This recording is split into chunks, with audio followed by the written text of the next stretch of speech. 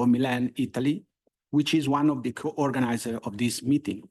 Let me first thank the other co-organizers that are Kenny's Knowledge for Safety and Good Governance, the Permanent Mission of Mexico in Vienna, UNODC Firearm Trafficking Section, and the Alliance of NGO on Crime Prevention and Criminal Justice and Small Arms Survey.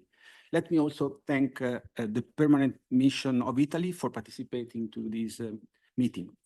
This event is the continuation of an international research effort that began in 2020 involving academics, government representatives, NGOs, and other experts on the impact of global arms controls instruments such as the Firearms Protocol, the Arms Trade Treaty, and the Program of Action on Small Arms and Light Weapons on reducing armed violence, both in armed conflict and in peacetime situations. The first phase of this research project was developed through several meetings held in 2021 and 2022. All of these meetings provide an excellent and unique platform to identify and discuss from a multidisciplinary approach the usefulness as well as limitation and constraint of various legal, criminological, and socioeconomic indicators, with the aim to provisionally assessing the potential impact of global arms control instrument in reducing armed violence worldwide, as provided for in the Sustainable Development Goal, in particular, Goal 16.1. Our research then entered a second phase, moving from the global scenario to the regional dimension. This was done to contextualize the implementation of international treaties and standards at the regional and national levels, and to test and validate the indicators that we developed in previous session. The presentation of specific case studies from different regions of the world, Europe, Latin America, and Caribbean, and Pakistan, formed the basis for an in-depth discussion that we had at an international conference hosted by the University of Milan, Italy, last spring, of which this side event is a follow-up. Our idea for today's meeting is to briefly share with all of you and update and further discuss some of the final outcomes of the Milan event, focusing on the relevance of the regional approach and the need for more reliable and actionable data on armed violence. We are delighted to be involved in the audience of the conference of the parties to the Firearms Protocol in our research efforts. And we hope that this will be an opportunity to expand our network to include other government delegation and civil society actors. In this regard, we find it very promising that both the draft resolution on firearm tabled by the Mexican delegation, which is discussed during this conference, as well as the civil society declaration for more effective implementation of the HANTOC, make explicit reference to impact assessment indicators as a crucial tool for better assessing the effective implementation of the Firearms Protocol and for reducing armed violence. With this last remark, I would like to give the floor to our first speaker, which is Antonino Tedesco of the Permanent Mission of Italy in Vienna. And thank you very much once again, Antonino, for being with us, and the floor is yours. Thank you very much, Christian and Professor Ponti. And apologies for being a little bit late. We are in the middle of the discussions for the draft resolution that are brought to the attention of this conference of the parties. I think that Diego Simancas, my colleague from Mexico, is actually chairing one of the informal discussion on the resolution that you mentioned on firearms. And that's why I think it's still not here with us today. But here he is. I excused you on your behalf. No, I wanted to thank the organizer of this side event for bringing us together and really to commend the research work carried out and then briefly described by Professor Ponti. Both me and Diego, we were also lucky to be invited to the final to the last international conference in Milan last spring. It was for us, at least for me, it was a very interesting moment to go out from this building, to listen to the academia in general, to the civil society sector, in a different environment that really brings us a lot of insights, a lot of new visions on the topic that we discuss every day inside this building. I would like to highlight a couple of points. One of them is one of them I already mentioned back in the spring in Milan, and one is something new and maybe could be an idea for a follow-up part of this research. The first point I would like to raise is the increasing. It's an unfortunate trend that we're witnessing in these days, and it's the increasing politicization of the discussion that we have in the intergovernmental fora. In particular, when it comes to the topic that we discuss here in Vienna, fight against transnational organized crime. Until a few years ago, we had this common understanding that that the real enemy was out of the room when we sat together, and the member states should cooperate more to prevent and fight against these forms of crimes. This understanding is somehow fading away, and this is I mean, with the up and downs, it's something that we are witnessing. They're witnessing in several occasions. When we met in April, we were coming out from a working group a session of the working group on firearms a few weeks before that was quite successful. But and after that meeting, during the summer, we had a very successful outcome of another process, the process for drafting a new international convention on a different but related topic, cybercrime. But indeed, those were two good examples, two exceptions to the general trend. But now we are back in the UNTOCOP, and then we are witnessing this kind of trend again, with a lot of trouble in the discussions. So this is something to have in mind, and this is also an important point for civil society organization and for the academia to have in mind, and to try and be part of the solution to that problem. Because what Professor Ponti, what Christian was mentioning before, the possibility through research to have actionable data, to have a scientific analysis of the problems, can be part of this, can be part of the solution to this problem, can be something that based on facts, based on scientific assessment, can bring again member states together on a solid base, and could help us working in a better way. So this was the first point I wanted to somehow stress. The second point is and this could be something for further research and for further activities of the experts present today, is to try and see whether we could link and harmonize. Harmonize is a very strong word, but at least to coordinate a little bit better the different frameworks that we have on arms control. Here in Vienna, we meet at the VIC, at the UN, to discuss about the implementation of the protocol to the Palermo Convention. Outside of the United Nations, we have the Wassenaar Arrangement.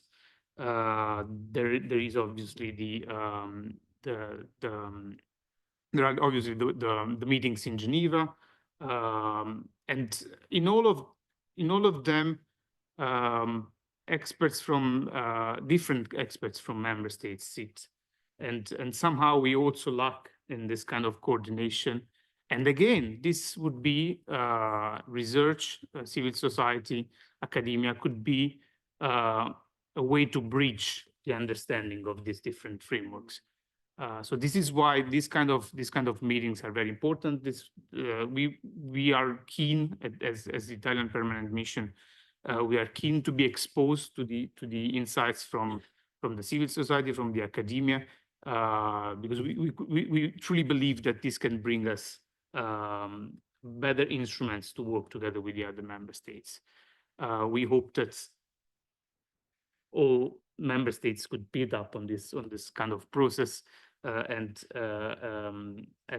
get inspired by the work of the associations that we'll present today. Thank you very much. Thank you very much. Thank you indeed, Antonino Tedesco, and to the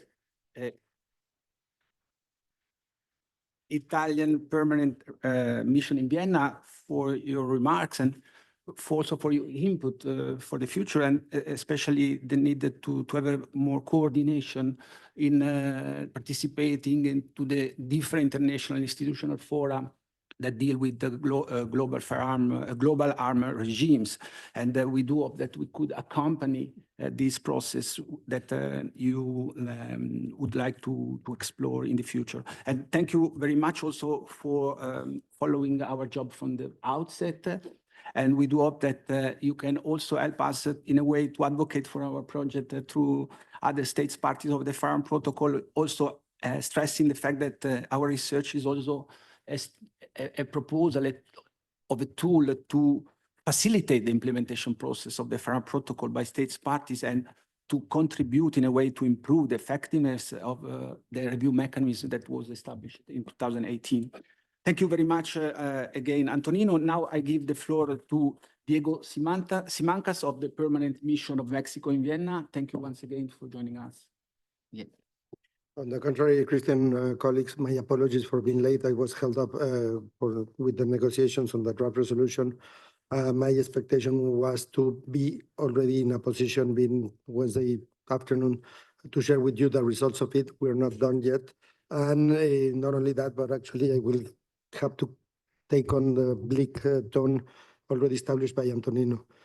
Not only we seem to be losing the distinction between criminals out and non-criminals, everyone else, but actually at some point it would seems that some would like to take the part or the side of criminals.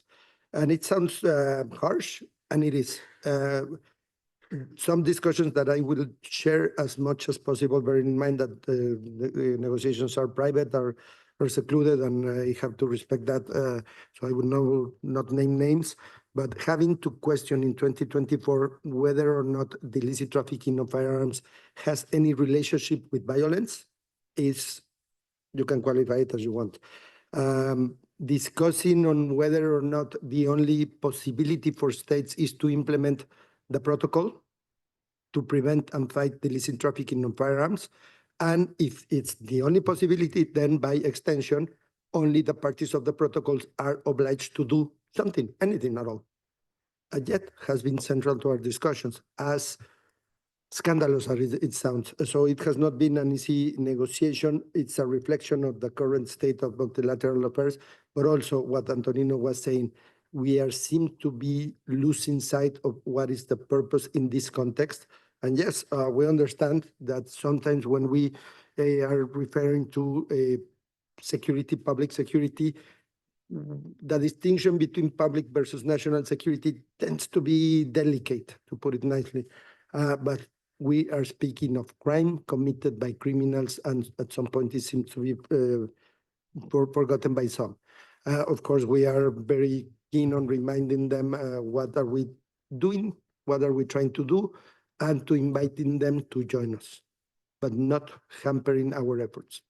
We're not succeeding, evidently, we're far from it, but we're trying, and that's the least that anyone is obliged to do, either to join us or to let us do, not to oppose. or to hamper. In a more positive note, the resolution is addressing, is reflecting an issue which I developed during my participation in Milan. Thank you again, Christian and colleagues, for the invitation and that opportunity, which is basically the impact on technological development in the beautiful world of the illicitly trafficked firearms. Of course, the basis for doing that is that it was one of or the main theme for the working group meeting of this year, last May. And I would bring to your attention, because of time, I will not elaborate or read on them, but especially recommendations 1, 3, 5, 6, 7, 8, 9, 10, and 11 of the recommendations adopted at the working group. You can consult them. They are available online. To look for the webpage of the working group on firearms, and you will see the report of the 11th meeting, and the report contains the recommendations. So there's a strong focused recognition of reality that a technical development can be a tool for good to help our efforts, but it has been benefiting criminals to make their lives easier to produce harm. And that's something that we are certainly going to reflect in this resolution and in all our efforts and engagements on this issue. Discussions, though, are still not yet finished on reflecting some technological developments. And I would refer particularly to one or two, maybe, because they are available to everyone to consult. They were appearing on our zero draft, which is a public document, which is the issue of the blueprints. And on that, if anyone has already expressed the praise for the global trafficking section of putting the 3D printer in front of us, so we cannot deny reality even when it's biting us, literally. Yet there has been discussion. In this case, there have been framing the put of why highlighting one advancement and then we will not be referring to, but the actual point of referring to that particular technological development is that it's there, it's having a huge impact, and if we are not able in our discussions and our results, in this case, a resolution, to reflect reality, then as governments, what are we doing? And that particular one, of course, is closely related to 3D printers. It gets a different dimension. The new technology that's becoming cheaper, more accessible, faster, and more accurate, and hence the importance of focusing also on the blueprints and banning the use for illicit purposes of the blueprints. It's crucial, and we are going to keep insisting. You can count on that issue. There's the other issue, which is also under discussions. It's the facility on which non-lethal weapons can be converted into lethal live firing weapons. That is also under discussion. We don't have a solution yet, but we're looking to have that reality as well being reflected in the final outcome. So I will stop short. I don't know for how long I have been speaking. The invitation will be firstly that the issue or the agenda item on firearms will start at 3. That's one of the things that hold me up, and just to continue to be vocal. Be vocal within your organizations, towards your own governments, toward other governments and other groups. We need to go back to the clarity that Nino was mentioning, that this is a crime. So questionings on whether this crime is related to other crimes, which have been affecting our discussions, or whether this crime is a serious crime, or it has kind of the same level of seriousness or gravity as other type of crimes, which are shocking. They have to continue to be shocking, and they have been to expose and denounce as such. Those positions in 2024 should not be happening in the first place, and if they're happening, they have to be publicly and openly denounced. Thank you very much. Thank you, Diego. Thank you indeed for your great support to our endeavor, and also for your substantive remarks and contribution to our discussion both in Milan and here. And we, as I said before, we welcome the fact that the draft resolution you table for the discussion of this conference recognize our project in a way on violence factor. I just would like to briefly come back on your comments on challenges that are posed by new technologies with regard to new form of illicit manufacturing and trafficking in firearm, because that is an issue that we discuss extensively in Milan. And one of the most valuable outcomes of the Milan conference was precisely that the need to explore new technology also to tackle firearm trafficking and to measure armed violence reduction. And to this purpose, we also listened some very interesting presentation by the Flemish Institute, which developed a specific tool to the purpose to gather data on firearm trafficking and gun violence in Europe, a project that is based on the artificial intelligence. So technologies are also good way for tackling firearm trafficking and not only a way to improve the capabilities of organized crime to trafficking weapons. Thank you again. And now I give the floor to Anna Albazzi of Kennis. Anna, you have the floor. Thank you very much. I ask Callum if he can click on. Thank you very much. I mean, after listening to Diego and Antonino, it's important maybe to remind everyone that what we want to measure here is the impact and what does it mean, not only armed violence, but the misuse. We are talking about misuse. So I would like to show you one example that was presented in Milan. We have here on this chart one of the indicators, available indicators. Of course, data are available at the international level, mostly on deaths, on firearm-related deaths. We tried to plot these indicators against the participation, the engagement of states in the Firearm Protocol. So what we found was the most visible connection was with firearm suicide. What you have here is the difference in terms of decrease observed in states that engage at different levels with the Firearm Protocol. So you have the right column is the decrease that was observed in all countries and territories. Of course, the list of WHO includes also territories, not states. Then you have those that are not a party that had a decrease of 10% that was smaller than the average.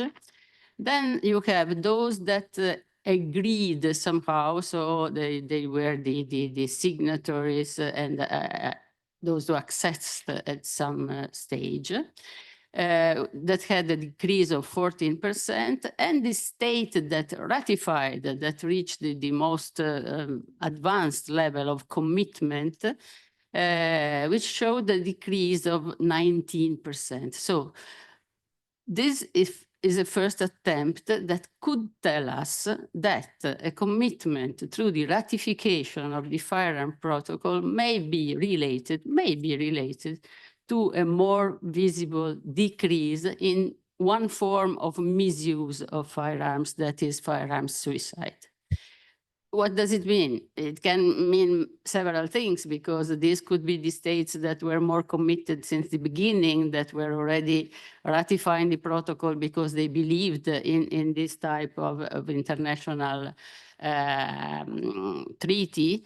but may also mean that accessing the protocol, adopting domestic law in line with all the provisions for effective implementation may guarantee a reduction in the misuse and in a violent use of firearms.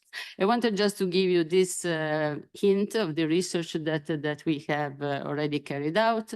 To continue, as Christian said at the beginning, we obviously would like to issue a plea for more data, more disaggregated data, more information on instrument use, of course, more information on sex, age of persons involved. It's not only about the deaths. Of course, firearms are used in different contexts as a threat. They are used for aggressions, for injuries. We don't have sufficient information in this respect. But it is our intention to continue as a group of interested organizations to make sure that the issue of misuse and armed violence stays high on the agenda, and to support Diego in this call that, of course, as civil society, we are very happy to support. Thank you. Thank you, Anna, for recalling us the need to have good, reliable, and disaggregated data on armed violence. And of course, your comment make, in a sense, in a way, call on states parties to the Firearms Protocol and states parties to the Global Instrument on Arms to increase, in a way, their transparency in order to help everyone to collect information about armed violence in this case. And moreover, as we are aware, global instrument provide for an obligation of states to share information among with the other states parties. And in fulfilling this due diligence obligation, I think that it would be crucial if states will keep open the door to civil society to have access to the data in order to better address, in this case, our research and the work on impact of this instrument in reducing armed violence. Thank you, Anna. And I give the floor now to Callum Watson of Small Arms Survey. Callum, you have the floor. Thank you very much, Christian. It's a pleasure to be here, and it's nice to get a bit out of the bubble. I'm in the Geneva bubble, so I'm the gender coordinator at the Small Arms Survey. I primarily engage with the Arms Trade Treaty, the Global Framework on Ammunition, which is a New York-based process, as well as the Programme of Action on Small Arms and Light Weapons. What I wanted to do in this presentation was just provide 3 ideas or 3 areas where I think we could focus a little bit more when it comes to implementing the Firearms Protocol, and also to suggest some areas in terms of data collection that we need to address in order to measure the degree to which we're having an impact. So to some extent, I'm trying to respond a bit to Antonino's pledge that we try and bring in ideas from other frameworks and other disciplines. So the first area I'd like to talk about is whole of government approaches. And I feel like this is a word that's thrown around quite a lot. But fundamentally, I think one of the challenges is that we're still consistently focusing on the supply of illicit firearms, but not the demand for illicit firearms. And this is perhaps telling by the fact that we, This is perhaps telling by the fact that we focused on how the Firearms Protocol contributes to SDG 16, but we don't look at the different SDGs that need to be implemented in order to reduce the risk of firearms trafficking. So once you begin to include kind of demand factors, and we can learn from areas such as drug policy, where you'd never just look at the illicit supply, you'd want to understand how to mitigate harm by looking at why users want to access drugs.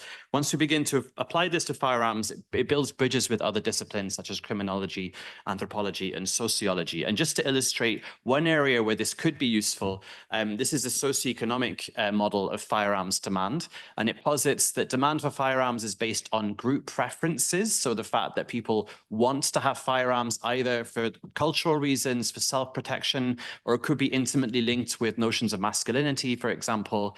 They need to have access to resources to acquire them. And then there's a question of price. Are they cheaply available? And also, are there opportunity costs? Do you go to prison if you access them? When we begin to use these models, we can see how disarmament programs post-conflict that provide finance for people who hand in their weapons but don't attempt to change these group preferences, simply fund people's ability to buy new weapons. In addition, if you create scarcity, the prices of firearms can go up, and that means that the incentives to traffic illicit firearms increase. So I think really looking at this demand side, and it's something that we explore in this publication, which you'll see at the back of the room, is what will lead us to more all-of-government approaches. The second area I'd like to look at is the gender differentiated impacts of firearms. And this is something that Anna began to touch upon. Diego mentioned before that we have to understand the point of the Firearms Protocol as reducing human suffering.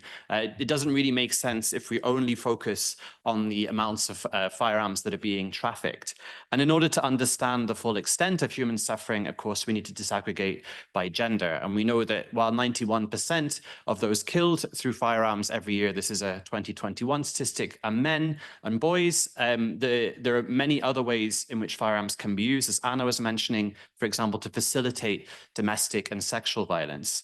When we begin to disaggregate this data further, we can start to uncover other specific groups that might be targeted. And I presented some research at the summit in Milan that showed that in particular, transgender women are at a much higher risk than other LGBT groups. And what we've also seen is that as illicit trafficking has increased in Central America, whereas knives used to be the primary murder weapon, now we see that it's firearms. So you can also see specific groups affected differently. Now, this is important not just because we need to make sure that the Firearms Protocol works for everyone. What I've noticed is that when we look at national action plans on small arms and light weapons, they have a tendency to go into a cupboard and be forgotten because nobody in society is championing them. So if we create international mechanisms that work for these different groups, then you'll have women's civil society organizations, potentially others working on topics such as racism or LGBT rights, actually championing the National Action Plan on Small Arms and Light Weapons. And that way we have an oversight mechanism, and it's not something that gets forgotten. And the third area I wanted to look at just briefly is the importance of regional approaches. I also engage with national actors in West Africa and in Latin America.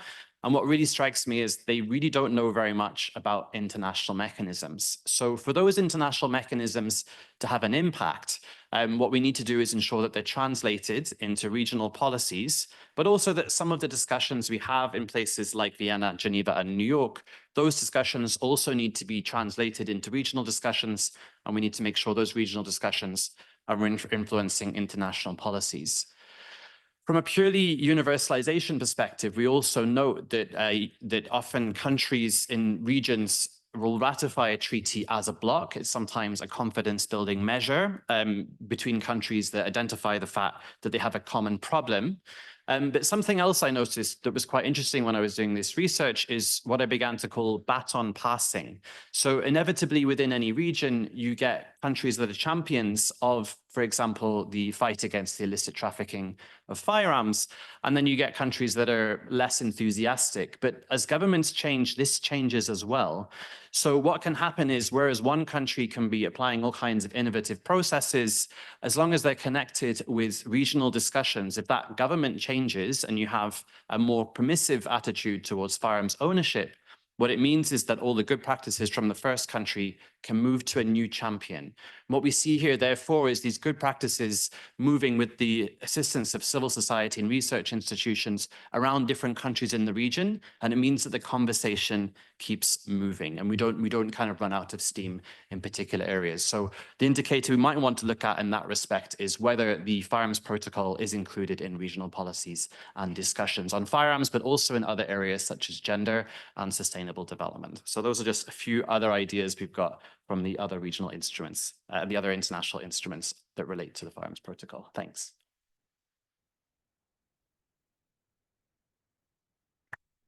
Thank you, Callum, for your presentation and for having adjourned also your comments with reference to the conference, with respect to the conference we had in Milano, and thank you for adding also interesting remark on social economic indicators and also your consideration to gender issues as important element and points for the transposition and for the implementation of global arms instrument into domestic policies. Thank you indeed. Now, according to our agenda, the next speaker should be Tariq Koza of Center for Government Research, but Tariq is arriving. So I wonder that since the paper that was presented by Tariq was a co-draft with Dottoressa Marta Piraino, that is who is a researcher of CROSS. And so I would ask to Marta to start to present your observation on the Pakistan case. Thank you, Marta. Thank you. Yes, as we already mentioned, we try to focus our case study in the border areas along between Pakistan and Afghanistan, applying the primary indicators in order to have a full framework of the Pakistan application in reducing armed violence. So, as the importance indeed of considering these indicator sets and relies on the need for a practical approach that addresses indeed the impact of global regimes also for a regional perspective. What we've done is strictly related, as I said, across the border, and we tried somehow to understand how effectively the relationship of organized crime with small arms and light weapons could be related to the global,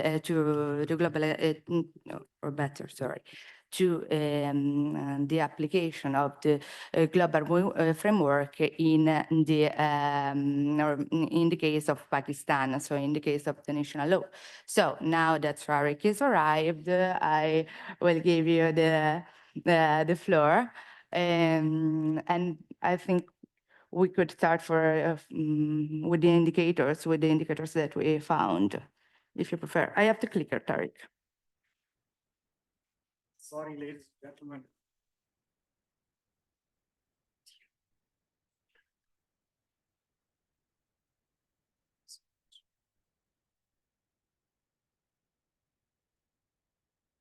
Ladies and gentlemen, my co-researcher, team member, Maria Rita Perana was explaining how this research was carried out as part of the civil society's initiative to come up with a national strategy against serious and organized crimes in Pakistan. And I must acknowledge the brilliance and commitment of Ms. Pirano, a PhD student of the University of Milan, for her keen interest in the region and the challenges faced due to the proliferation of illicit weapons in Pakistan. Pakistan's geography can be a bane or boon. Geostrategic significance is vital. It's been in a conflict zone like Afghanistan situation. Jihad was pursued as a strategy against the Soviet Union, and border areas in north and south, Khyber Pakhtunkhwa province and Balochistan in Pakistan, really had the main impact of illicit smuggling in the border areas. Pakistan has to, in the context of Pakistani legal system, as Ms. Pirano must have explained, there are certain obligations, and Pakistan has yet to ratify the UNTOC Firearms Protocol. And as civil society, we are trying to do advocacy that Pakistan has ratified the Trafficking in Persons Protocol. It has ratified its smuggling of migrants. So this is left under the UNTOC process, and they must have this international obligations fulfilled. So this is now a stage when in carrying out this research, we relied upon one primary indicator, which was the rate of homicide, the murder rate carried out with small arms in Pakistan over a period of 15 to 16 years. And we even found that in 1 year, more than 7,000 cases of homicide through small arms. So this was a big cause of concern for us, and therefore something had to be done about it. And then other secondary indicator that we took as part of our research was the rate of illicit arms recovery.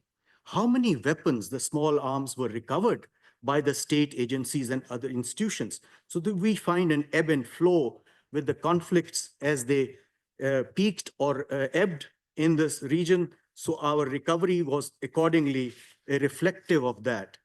The smuggling routes have been we have in our research found that the modus operandi and the organization criminal networks and groups in the border areas use the same thing as they do for narcotics trafficking or smuggling of migrants, and similarly weapon smuggling. So the modus operandi and the routes remain the same within these organization criminal networks. Next slide. We carried out what is the dimension of threat in Pakistan. And so therefore, there were unsafe havens.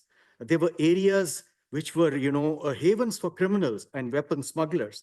Then foreign direct investment got affected if this weapons and violence was all pervasive in the country. Then there was a reputational cost. Why can't Pakistan fulfill its international obligations, the conventions and treaties? So therefore, it's important that our research focus that these obligations must be fulfilled. And finally, the main thing is the social threat in the context of victims and human rights violations that our research paper has pointed out. Next slide, please. I must give all credit to Ms. Perano. She has worked out this matrix, this kind of a SWOT analysis of what are the implications of smuggling of illicit weapons in Pakistan. Next slide, please. Ladies and gentlemen, our final key six recommendations are as follows. First, we would like strengthening the legal framework and harmonize national laws with global protocols. This is the key recommendation. Second, strict enforcement and capacity building of the state institutions responsible for weapons dealing with this challenge. Thirdly, enhanced border control and cooperation is vital. Fourth, national database and arms control management. So therefore, we were able to convince the government of Pakistan, which established a national database within the National Police Bureau in Islamabad. So this is now a standardized format for the database data collection on weapons. Fifthly, civil society engagement and awareness campaigns.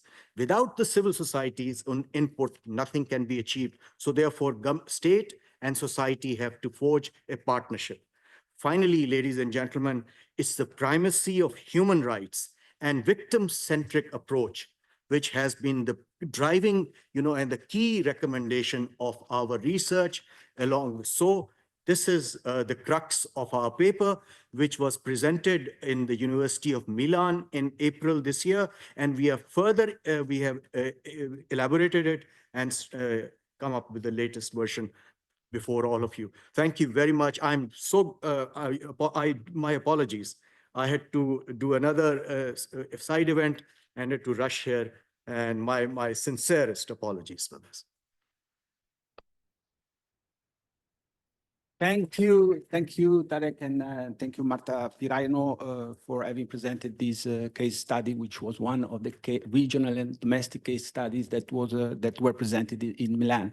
I pass immediately the floor. I give you immediately the floor to Simonetta Grassi. With few minutes to end our side event. Simonetta, you have the floor for your comments. Yeah. Thank you very much, and thank you for having me. I want to just make a few comments that taking the inspiration from all the very interesting things that were said, and I hope I have a certain structure in what I'm saying. I want to start by the comments made by both Antonino and Diego on this increasing level of polarization that we observe. And I think this is not only in relation, of course, of firearms, but firearms has always been a bit the bone of contention when it comes to coming to terms with different positions, and sometimes it's a little bit like do ut des. Now I give something in here, and so often the discussions around the firearms resolutions are a bit the how do you say, the black sheep, where broader conflicts are somehow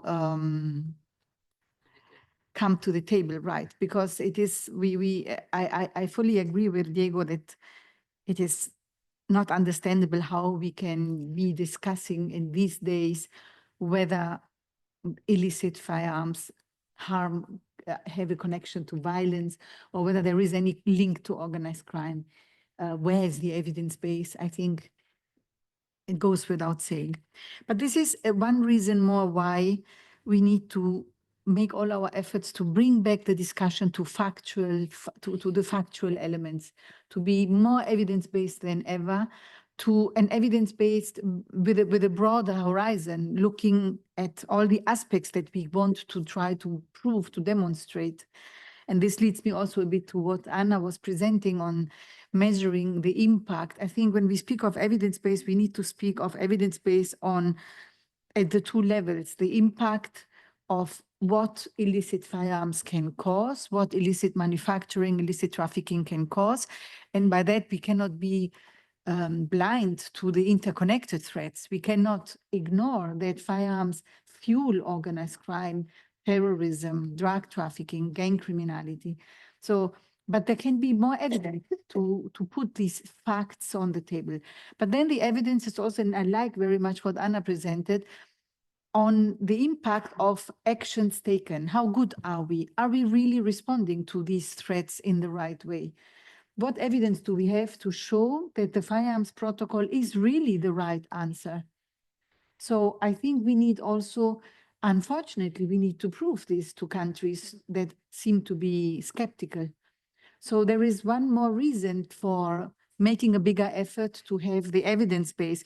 And when we speak of evidence base, of course, you know, our program we have started years ago to look at illicit trafficking flows. And we have just recently now submitted a revised program that builds on three major elements: increased evidence and understanding, more people-centered approaches, because when we speak of impact, we want to also know the impact on the human beings, on the suffering, on what's the why is illicit firearms trafficking a problem, right?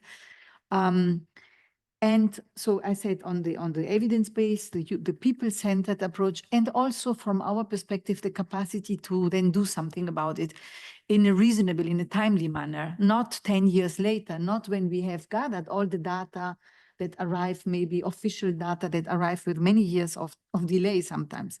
So understanding the problem continues to be important. And I want to be a bit ironic. How can we look at the protocol or at any instrument in a static way, ignoring that there is a dynamic, that there is an evolution, also in terms of technological developments? It's some funny that sometimes we have to prove why. I mean, we have an exhibition here this week that shows you the threats of 3D printing. We would be really foolish if we would then take a very rigid, conservative approach to interpreting the protocol, while at the same time, the same member states adopted a new resolution, a new convention on cybercrime, which is an acknowledgement of the fact that technological development can pose new threats. So it is not going beyond the protocol if we try to understand how the internet can be used to traffic, how new technologies can impact in a positive and a negative way on the problem and on the responses. So I think we need to have this open approach. And this leads me also to what Callum was saying, and I really support this also very much. Open approaches means a whole of government approach, means looking beyond the firearms alone, because firearms are not moved by themselves. And also acknowledging that there is an interlinkage to other threats. as I said earlier, we cannot look at the issue of firearms in isolation, in a vacuum, but we need to acknowledge, even with evidence base, that there is a connection to, for example, drug trafficking. And the demand and supply approach, this is something we have also taken on in our new program. So we are trying to see what are measures to reduce demand or some of the factors that trigger the demand and the misuse of firearms, but also how can we work better on the supply chain. And this includes stronger firearms control measures, stockpile management, so preventing weapons from becoming illegal. And this is the other point I wanted to take. Yes, we need national, regional dimensions, but we also need to enlarge the entities with whom we engage and we talk. We need to talk to countries, but we need to talk with civil society. We also need to talk to the private sector because they are part of the responses. They are part of the solution. And with this, I stop because I could continue eternally. But I think this panel is very interesting because it touches on all these different aspects. Thank you. Thank you, Simonetta. Thank you, Simonetta Grassi. And I think that with the enlightening words of Simonetta Grassi, as usual, we can close our meeting, and we do hope to have possibly another follow-up of this meeting in the future. And thank you very much for being here. Thank you. And, Antonino. Can I say one final word? It's a little bit of an advertisement for another side event that we are co-sponsoring on. Can I? Yes. It's going to be on Friday at 1 p.m. in M2 on Brokering. Thank you.